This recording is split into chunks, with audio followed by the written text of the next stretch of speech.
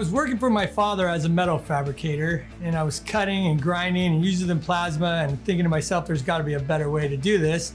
So I learned how to draw in CAD, and I then started sending all my father's parts out to water jet and laser companies in the area, till we got to a point where we were spending $10,000 a month outsourcing all of our cutting.